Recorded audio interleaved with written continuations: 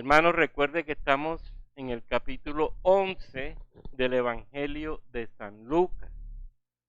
Hoy vamos a leer un texto en donde se nos revela precisamente el poder de Jesús sanando, liberando de un demonio. El texto nos dice lo siguiente: cuando el hombre fuerte, armado, guarda su palacio, en paz está lo que posee. Pero cuando viene otro más fuerte que él y le vence, le quita todas sus armas en que confiaba y reparte el botín. El que no es conmigo, contra mí es, y el que conmigo no recoge, desparrama. Miren lo que ha sucedido hasta este momento. Jesús le está respondiendo a los religiosos de la época que lo habían acusado de expulsar demonios en el poder del mismo demonio. Y el mismo Jesús les va a mostrar cómo esa acusación es, por un lado, absurda y por otro lado, contradictoria, pero más perversa e imperdonable. Absurda, porque Jesús les va a decir: mire, es tonto pensar que Satanás se va a dividir, se va a ir contra él mismo para destruirse él mismo. Un reino dividido no permanece nunca. Es fácil presa de otros reinos y así puede ser sometido y puede ser destruido. Satanás entonces sería un tonto y estaría haciéndose él mismo daño. Él se estaría haciendo daño en su propio reino. Por otro lado, es contradictoria. Jesús le va a decir: si yo echo los demonios en el poder de Belcebú con éxito y ustedes lo hacen, y lo que nos dice la Biblia es que lo hacían sin éxito, entonces ellos bajo qué poder están. Eso parece raro. ¿Cómo es posible que ustedes digan que expulsan demonios y les va mal? Y en cambio yo que expulso demonios y me va bien. ¿De qué lado están ellos?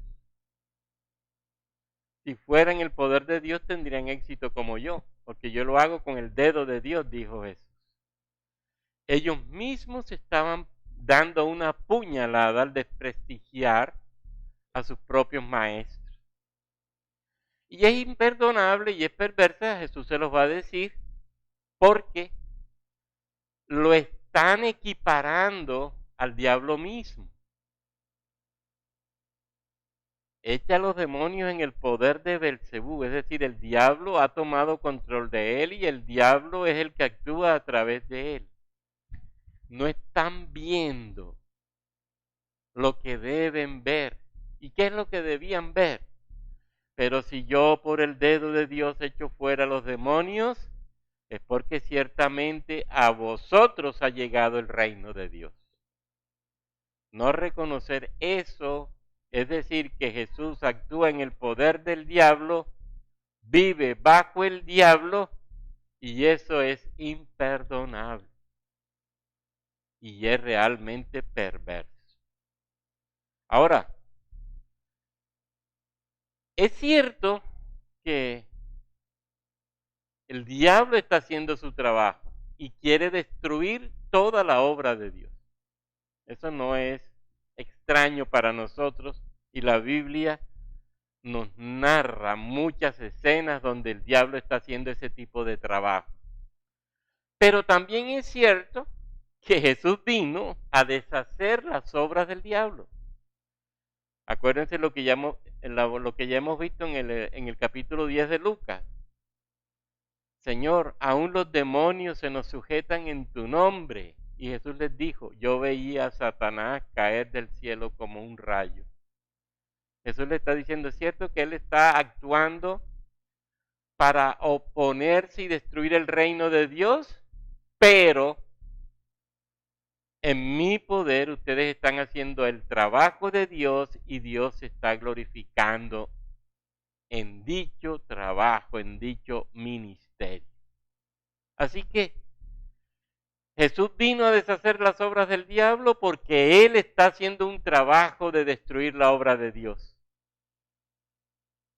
Jesús vino, lo demostró y lo sigue haciendo a través del Espíritu Santo.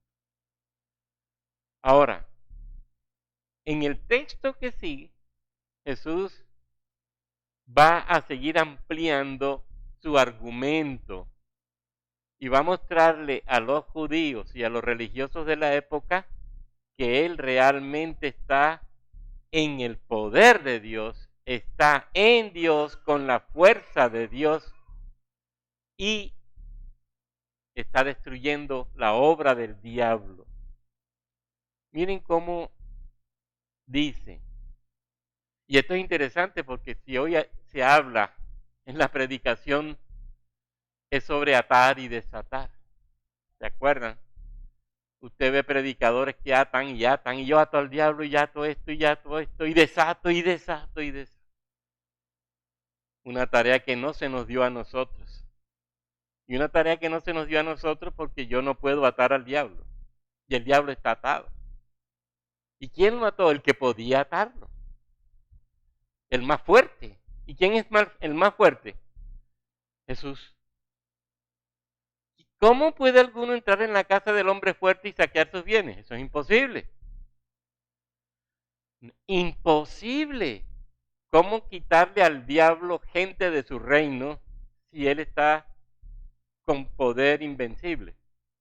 Porque es más fuerte que nosotros. Y sigue siendo más fuerte que nosotros. ¿Qué pasó? Dice Jesús. Que vino uno que es más fuerte, le ata y lo ató efectivamente en la cruz del Calvario. Jesús destruye toda obra del diablo en la cruz del Calvario. Deshace todo poder del diablo en la cruz del Calvario y entonces el reino del diablo puede ser saqueado de manera evidente. Acuérdense que Él vino a hurtar, a matar y a destruir.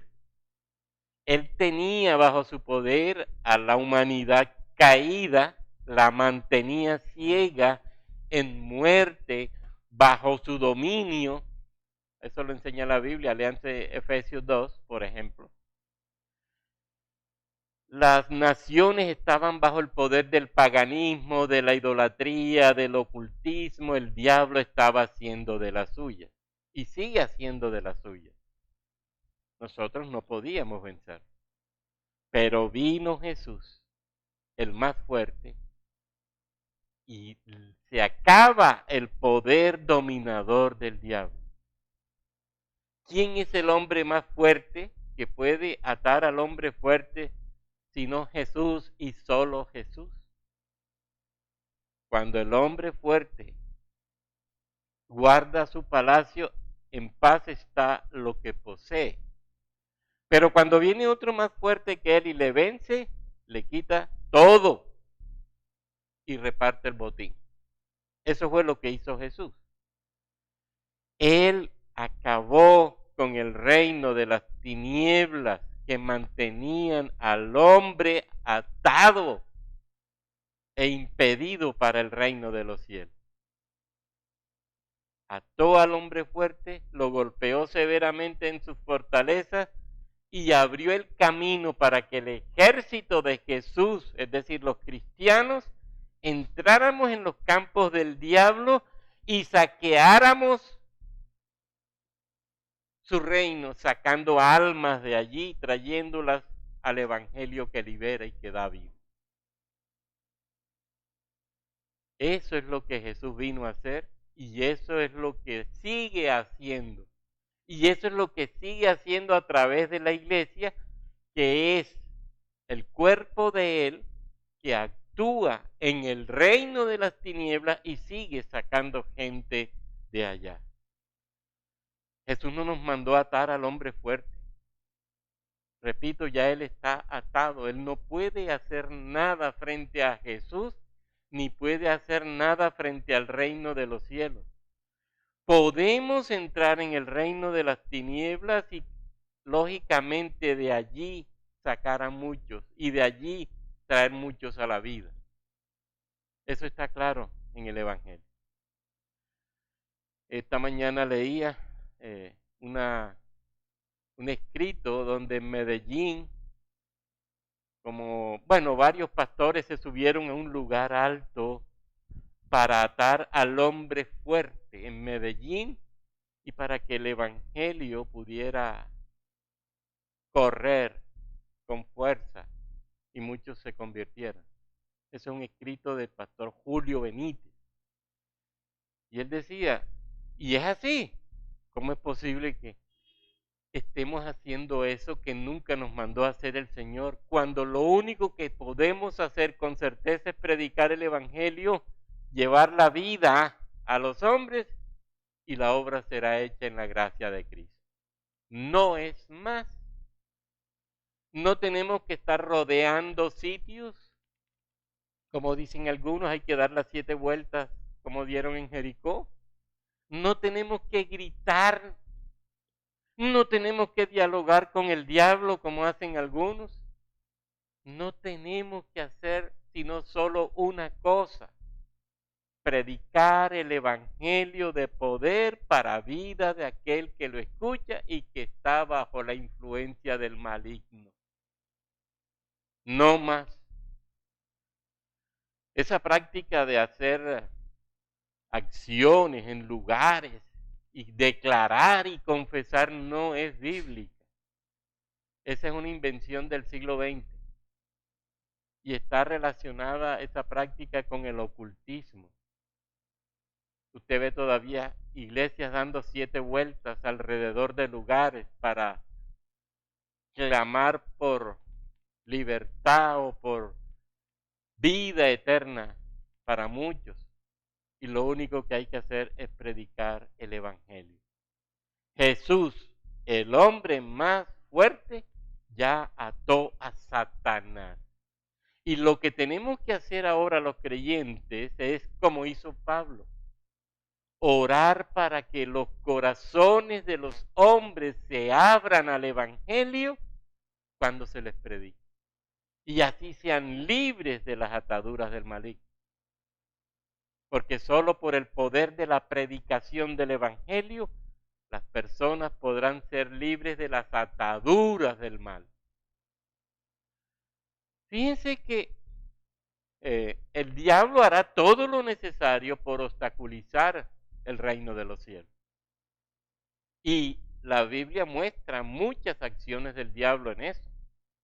La persecución de los cristianos, los azotaron, los metieron en la cárcel, algunos fueron asesinados. ¿Y qué sucedió? Que los cristianos seguían orando. ¿Y seguían orando para qué?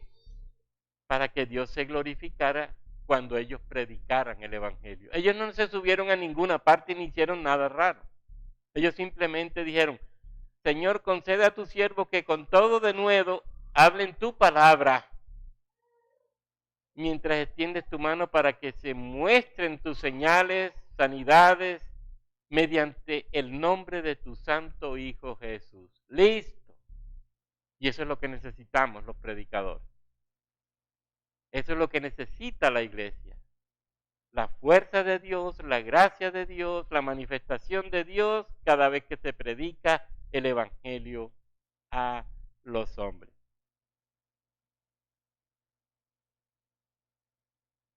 No es que nosotros oramos para que Dios nos evite situaciones conflictivas cuando se predique el evangelio. Eso está bien.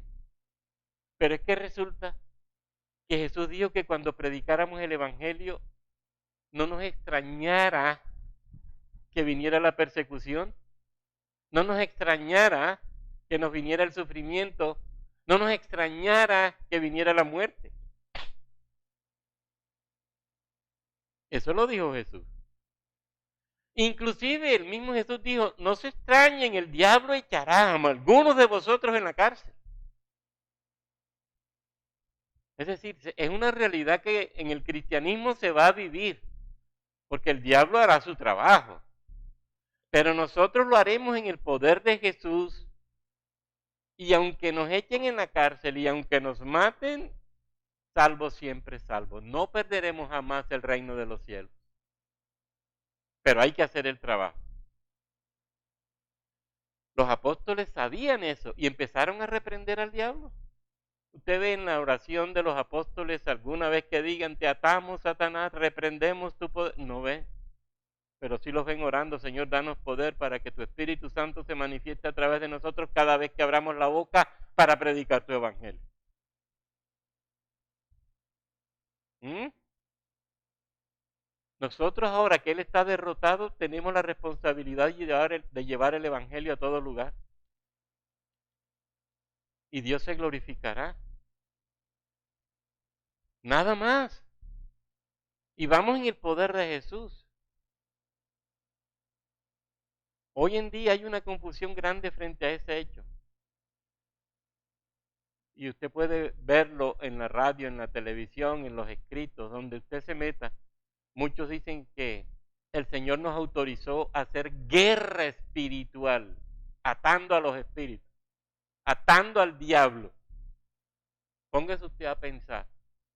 Y a mí me dio, da cierta risa lo que pasó en una iglesia. Porque un creyente llega y llama al pastor y le dice, pastor, nosotros aquí todos los domingos oramos y atamos al diablo. Y es que nosotros el domingo atamos al diablo y el lunes se suelta. Porque otra vez volvemos a orar el domingo siguiente por atar al diablo. Y entonces, ¿qué sentido tiene atar al diablo? La respuesta es simple. Primero, no tenemos ese poder. Segundo, el diablo no es omnipresente. O el diablo sí es omnipresente. No lo es. Yo puedo decir, te ato, Satanás, y eso no va a tener sentido.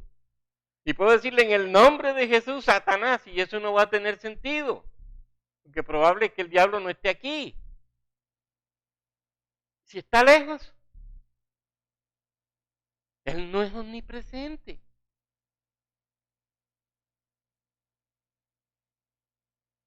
Nosotros vemos esas prácticas hoy. Todavía creemos que el diablo está en todo lugar. No, estarán de pronto sus ángeles, pero ellos tampoco tienen poder para actuar a menos que Dios les dé ese poder. Póngase usted a pensar, Pedro, Satanás me dijo que te iba a zarandear. Y yo me imagino a Pedro tan impulsivo. Señor, yo me imagino que tú le dijiste que no, ¿verdad? Y Jesús le dice, no, Pedro, yo le dije que sí. Yo le dije que sí, Pedro. Pero ya oré por ti. Entonces yo oro reprendiendo a Satanás, pero resulta que Satanás es enviado por Jesús mismo. Le ha dado permiso Jesús para que me zarandee. ¿Cómo es eso? Job, el diablo te va a atacar. Yo me imagino lo mismo. Y Señor, ¿y tú qué? No lo voy a dejar. Ay, cuando el diablo y sus ángeles vengan y nos hagan daño, ¿qué? Que Dios se lo permita, ¿qué? Póngase a pensar en eso. ¿De qué vale atar al diablo ahí? ¿De qué vale reprender demonios ahí? Si es Jesús mismo permitiéndoselo. Es que Él no nos ha dejado esa tarea. Apocalipsis nos dice claramente, y ellos le han vencido por la sangre del Cordero a la que nos acogemos para salvación, y lo han vencido por la palabra del testimonio de ellos. Ah, ¿cómo venzo al diablo? Soy redimido. ¿Cómo venzo al diablo? Estoy en la palabra y venzo en el poder de la palabra. ¿Cómo venció Jesús al diablo en la tentación? Lo reprendió y le dijo, Satanás, está escrito, está escrito, está escrito. Por eso el poder de la palabra en la predicación es esencial para vencer los poderes de las tinieblas. Y nosotros tenemos que ser mujeres y hombres de la palabra. Porque allí está la fuerza del creyente, allí está el poder del creyente. Y dice Apocalipsis, y ellos menospreciaron sus vidas hasta la muerte. No importa que el diablo haga lo que quiera hacer, pero yo predicaré el evangelio para sacar del reino de las tinieblas a muchos, aunque me muera en ese trabajo. Y moriré y seré salvo.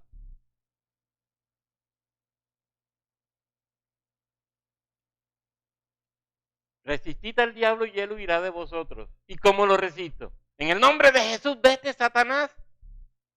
El contexto de Pedro, ¿cuál es? Vive en santidad. ¿Cuál es la forma más simple para resistir al diablo? ¿Qué me va a decir Pedro? Sé santo. Porque es que contra un santo el diablo no puede. Sé santo. Vive en la palabra. Afírmate en el evangelio. ¿Y qué podrá hacer el diablo contigo? Ese es el Hijo de Dios quien nos enseña cómo resistir al diablo. Él está atado ya. Él estará ya dominado. Es cierto que tiene influencia en el mundo, pero Él no es el soberano del mundo. El soberano del mundo es uno solo, el Dios Trino y Dios Uno. Y todavía este mundo se rige bajo el poder del Dios Trino y del Dios Uno. Dios no ha dejado este mundo a la deriva. Así que Él es el que viene más fuerte y le quita todas sus armas. Y dice ahí, y reparte el botín, en términos bíblicos, y reparte el botín, dice Mateo.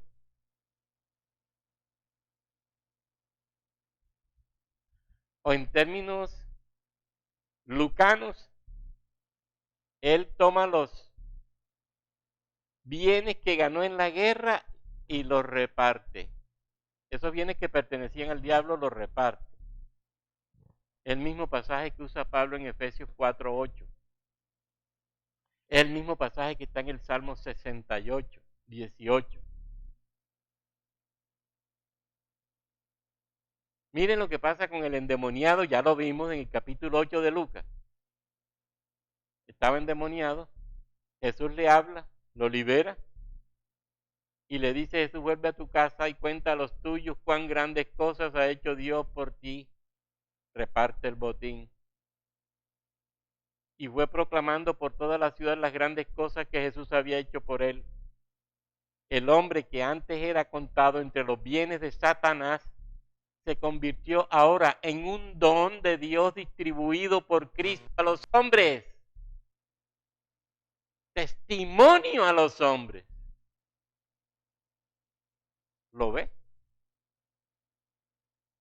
La samaritana, bajo el dominio del adulterio y de la fornicación. La palabra la libera y se convierte esa que estaba en el poder de las tinieblas, bajo los rigores del mundo, bajo el rigor de Satanás, ahora se convierte en don para los hombres. ¿Y qué hace esta mujer? Sale a predicar el evangelio. ¿Y qué va a decir la ciudad? Mire, es que no solamente, en términos simples, escuchan a la samaritana y eso se riega.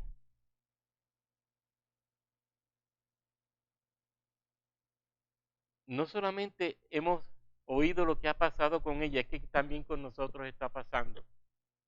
Y Dios los viene para don, como don para los hombres. La samaritana, bajo el dominio del adulterio, se convierte en don para los hombres de su tierra. Nicodemo y Pablo ciegos por la incredulidad, bajo el dominio del mal, son liberados por el poder del Evangelio de la vida y se convierten en dones para los hombres.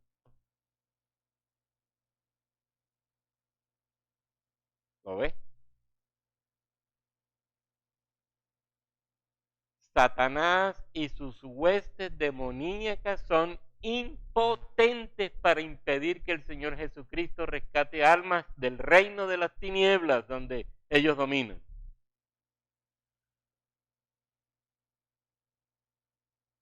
Y en este caso es impotente para cuando la iglesia haga ese trabajo en el poder de Cristo. Él, Jesús, derrotó con su muerte al que tenía imperio sobre la muerte, dice Hechos de los Apóstoles, y aclara Lucas, esto es al diablo. Está derrotado. Está derrotado. Le falta una sentencia final, pero ya él está derrotado. La obra de Cristo en la cruz, suficiente para eso.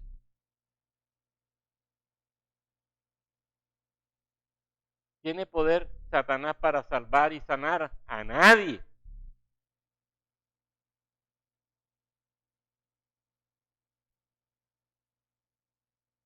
Entonces, cuando se salvan pecadores perdidos del reino de Satanás y pasan al de Dios, se demuestra que Jesús vino a deshacer las obras del diablo y de modo completo.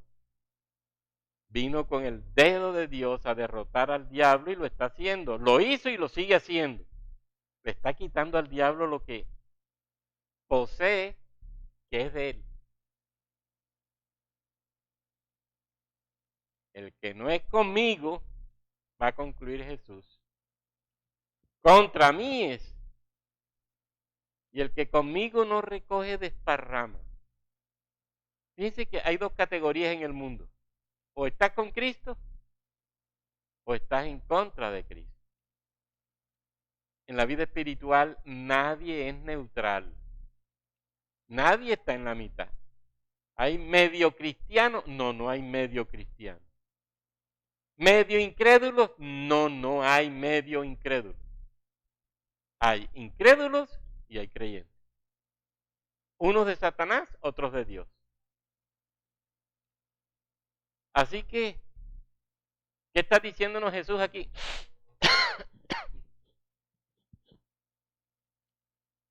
Fíjense que el mundo está dividido. Y en este sentido, ¿hacia dónde se ubican los hombres?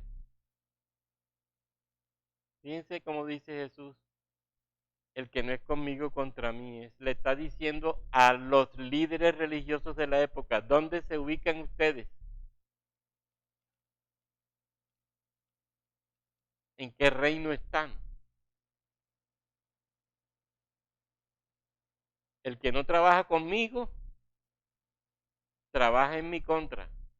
El que conmigo no recoge desparrama. El que no trabaja conmigo, trabaja en mi contra. ¿En dónde están ubicados ustedes? Y la evidencia el mismo Jesús las va a dar después, ¿verdad? Jesús les va a decir, definitivamente ustedes son del otro reino. Lo que hicieron, o mejor, lo enfrentaron diciéndole que él era el más grande blasfemo que alguna vez haya existido en la tierra. Y Jesús le está demostrando a ellos que son ellos la vergüenza más grande que existe sobre la faz de la tierra porque sencillamente no son de Dios y quieren aparecer como de Dios. ¡Qué peligro! Ahora póngase usted a pensar en esto, en lo que Lucas nos está enseñando, y esto es importante. Lucas va a decirnos de una manera especial. Se me fue el texto. Dice Lucas.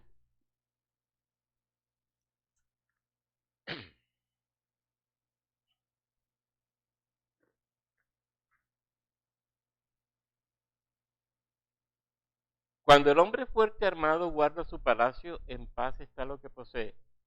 Pero cuando viene otro más fuerte que él y le vence, le quita todas sus armas en que confiaba y reparte el botín. Ya lo hemos visto. El Señor en la cruz del Calvario hizo su obra, derrotó al diablo y ahora es fácil rescatar por la iglesia a aquellos que están en el mundo y la iglesia lo hace en el poder de Cristo.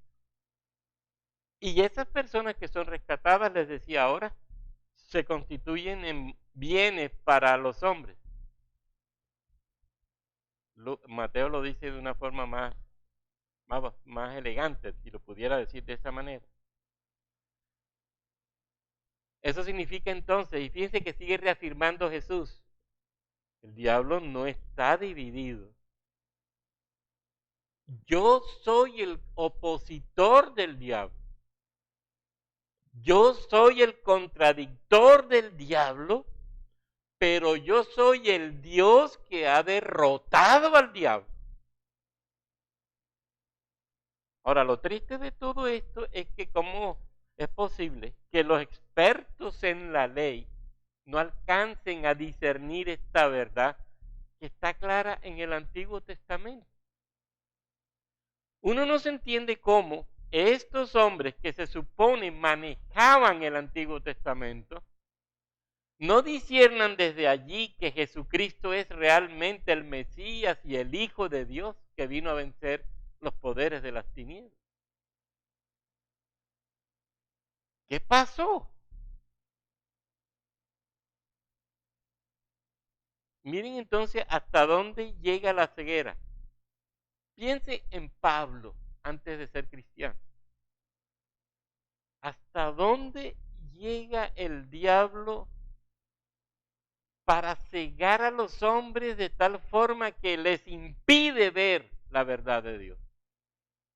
Y Pablo se constituye en un asesino de cristianos. Viene Jesús, el vencedor del hombre fuerte, libera a Pablo del poder de las tinieblas, lo trae al reino. ¿Y qué pasa con Pablo? Ahora se constituye en el principal protagonista del Nuevo Testamento, luego que Jesús asciende a los cielos. Ahora, en esto hay un mensaje también hermoso, y es que como iglesia, y ojalá que esto nos quede en nuestra conciencia, como iglesia nosotros tenemos la presencia del Espíritu Santo en nuestras vidas. Y en la presencia del Espíritu Santo en nuestras vidas y con la palabra revelada, nosotros podemos ir al mundo y liberar a aquellos que todavía están atados por el diablo. Ese es el trabajo por hacer. Y entonces ahora tenemos una gran responsabilidad. Fíjense que Jesús dijo cuando estuvo aquí, yo soy la luz del mundo. Y cuando se fue, ustedes son la luz del mundo. Jesús nos está diciendo, lo que yo hice aquí como luz, lo seguirán haciendo ustedes en representación mía, porque se constituyen en luz.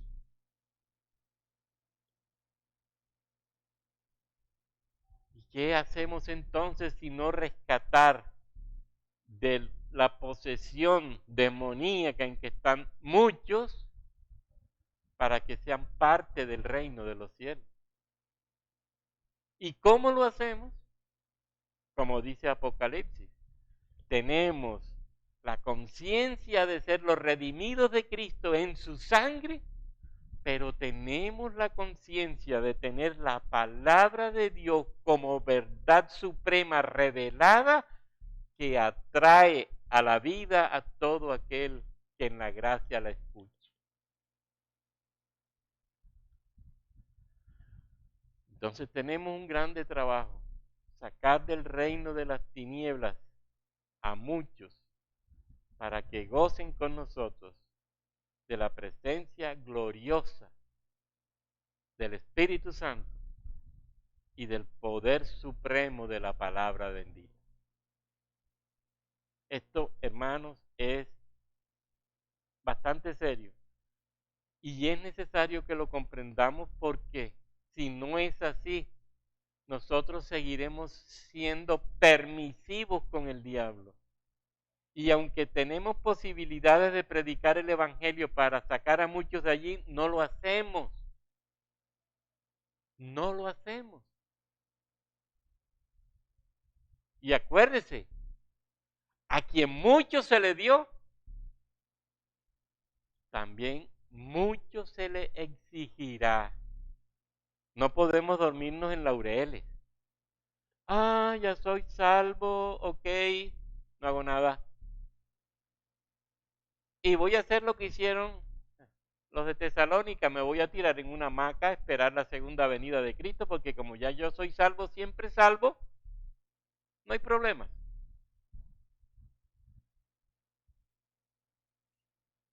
¿Y qué les va a decir Pablo a esta gente? No sean flojos. Hay tanto por hacer en el reino de los cielos, y ustedes acomodados en la iglesia. El que no trabaje, que no coma. Porque no solo no hacían nada en la iglesia, sino que no hacían nada por satisfacer sus necesidades.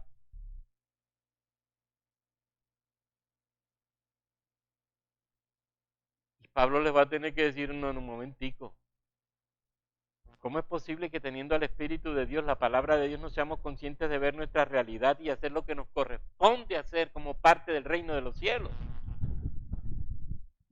Teniendo el poder de Dios en el Espíritu Santo, teniendo la palabra de Dios, la suprema autoridad de Dios, y no hacemos nada.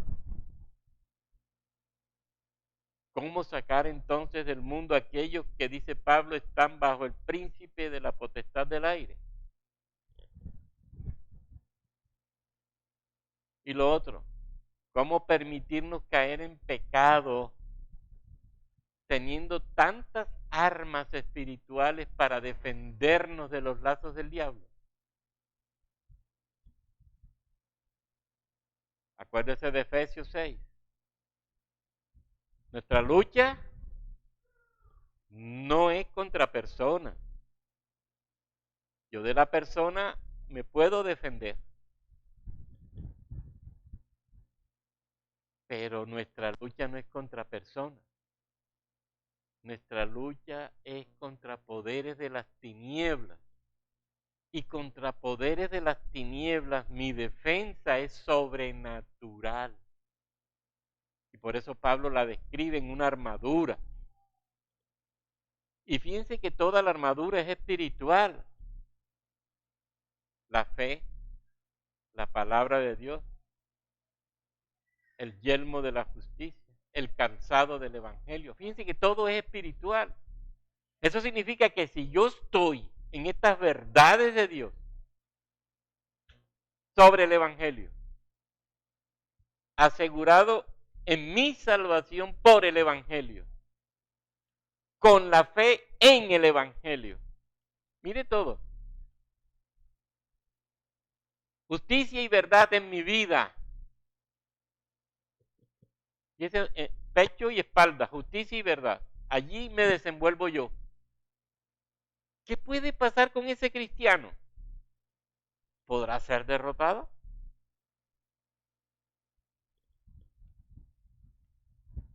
Le aseguro que tiene muchas armas para defenderse y salir bien librado de las batallas, que aunque pueden ser duras, difíciles, tendrá en sí mismo lo suficiente de Dios para seguir adelante.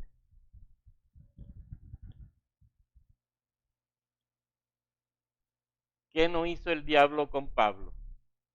Y con esto vamos a ir redondeando. ¿Se han leído todo lo que a Pablo le sucedió?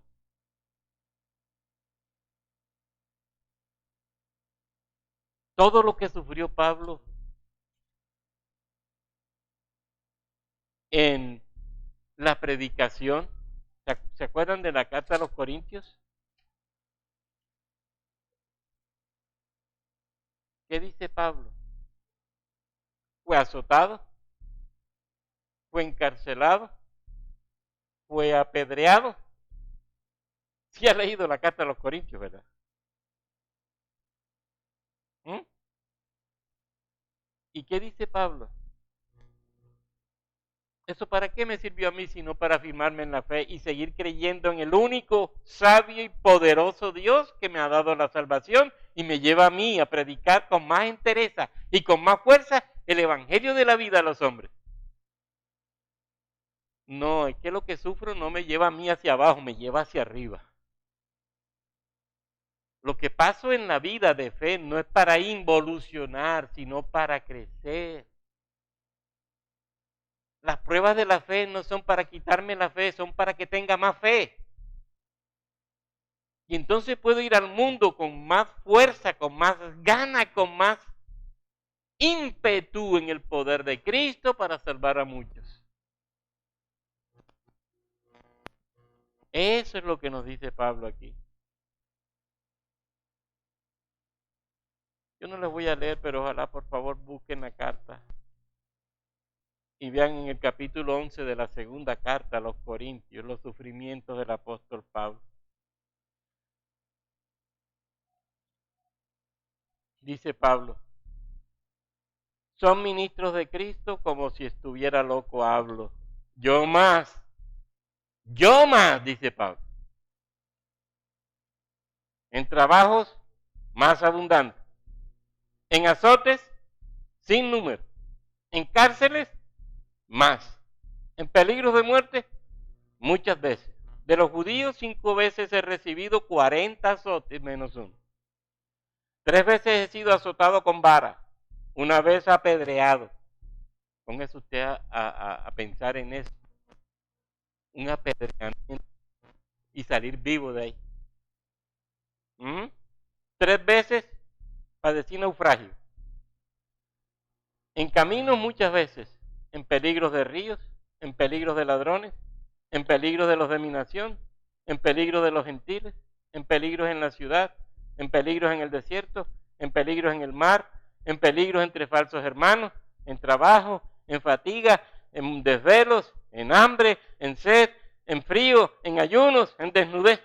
La lista es larga. Y dice Pablo, ¿y todo eso para qué?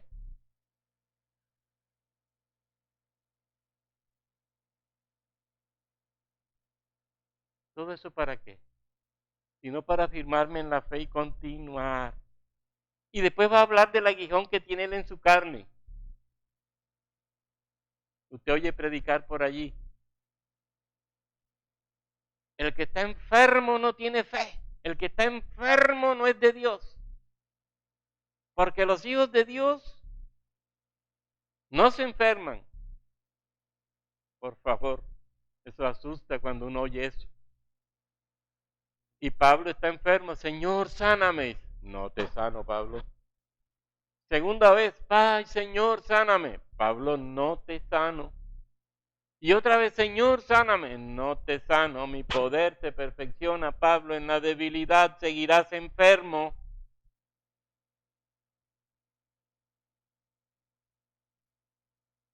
¿Quién quiere eso?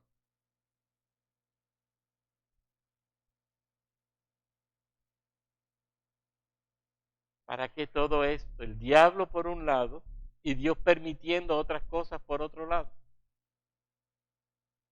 ¿En qué termina todo? En la construcción de una mujer y de un hombre de fe que se levantan en este mundo como luces y que predican sin miedo, con gran valentía, con ganas del poder del Evangelio, para que muchos crean y se conviertan. Porque no hay temor al diablo, porque no hay miedo al diablo, porque ya el diablo ha sido derrotado. Falta una sola cosa: juicio final y echarlo al lago de fuego, y ahí termina su historia. Pero ya está derrotado.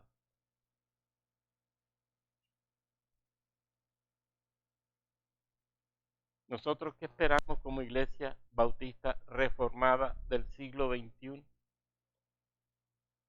Del siglo XXI. ¿Qué esperamos? ¿Cuándo vamos a hacer el trabajo que nos corresponde?